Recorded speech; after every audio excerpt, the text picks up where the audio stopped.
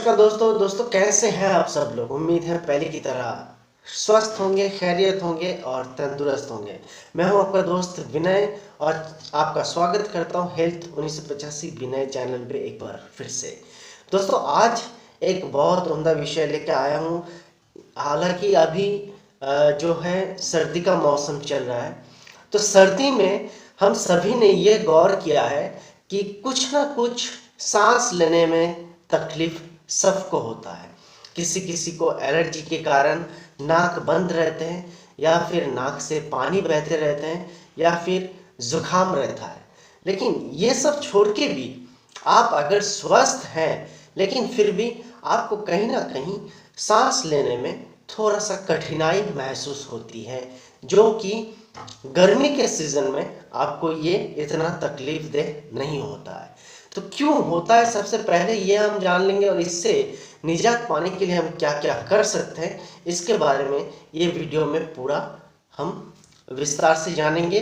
उससे पहले दोस्तों मैं यहाँ पे बता दूँ कि जो लोग नए जुड़ रहे हैं मेरे इस चैनल पे, उनके लिए मेरे इस चैनल पे हमेशा से हेयर रिलेटेड, स्किन रिलेटेड और हेल्थ रिलेटेड कई तरह की इश्यूज के बारे में यहाँ पे बताया जाता है, या फिर मैं बताता हूँ। और साथ साथ घरेलू नुस्खा, आयुर्वेदिक नुस्खा और साथ साथ हर्बल तरीके से कैसे हम उसका इलाज कर सकते हैं घर पे बैठे, बिना कुछ खर्चा किए, या फिर बहुत कम खर्च में घर पे बैठे कैसे इलाज कर सकते हैं, इसके बारे में मैं ये चैनल पे बात करता रहता हूँ।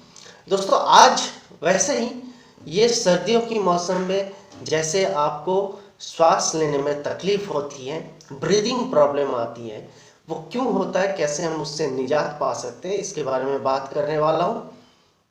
दोस्तों सबसे पहले तो बात कर लूँगा कि ये सर्दी की मौसम पे क्या होता है।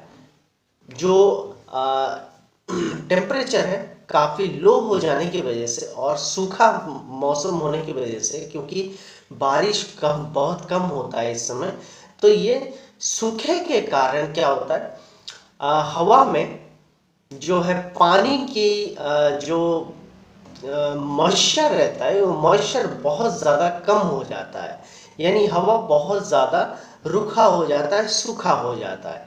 इसके कारण बहुत सारा डस्ट के छोटे छोटे जो मॉलिक्यूल्स होते हैं, डस्ट के छोटे छोटे जो पार्टिकल्स होते हैं, धूल जिसे कहते हैं, तो ये धूल हवा में बहुत ज़्यादा उड़ने लगते हैं, जिसके कारण हम जब भी सांस लेते हैं तो कुछ ना कुछ हद तक ये धूल हमारे फेफड़े तक पहुंच ही जाता है।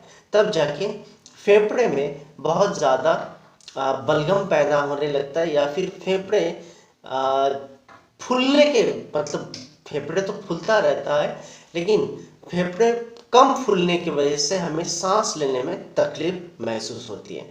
दूसरा जो है, इस समय हवा में बहुत ज़्यादा फूलों की जो रेणु होती है, यानी फूलों की जो कणा होता है, ये भी बहुत ज़्यादा हवा में इस समय मिलता है, क्योंकि सूखा होने के कारण ये हवा में उड़ते रहते हैं।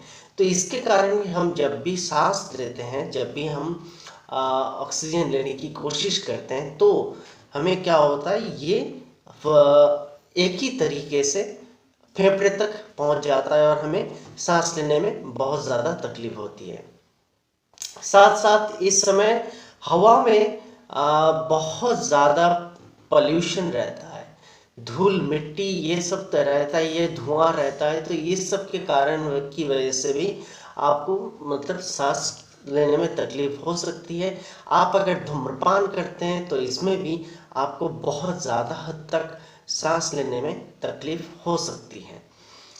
और इस समय क्योंकि चारों तरफ सूखा होता है, हमारा स्किन भी बहुत ज़्यादा इस समय ड्राई होने लगता है। तो जैसे ही हम कपड़े बदलते हैं, या फिर कई बार ऐसा होता है कि हमारे शरीर में से जो डेड स्किन है, ये डेड स्किन भी हवा में धूल मिट्टी के साथ मिला हुआ होता है।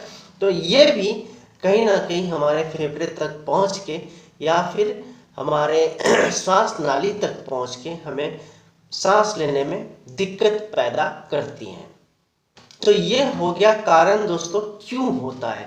अब इससे निजात पाने के लिए हम करें तो क्या करें। सबसे पहले जो लोग धूम्रपान आदि करते हैं उनके लिए है कि आप बिल्कुल धूम्रपान ना करें, एकदम से ये क्विट कर दें।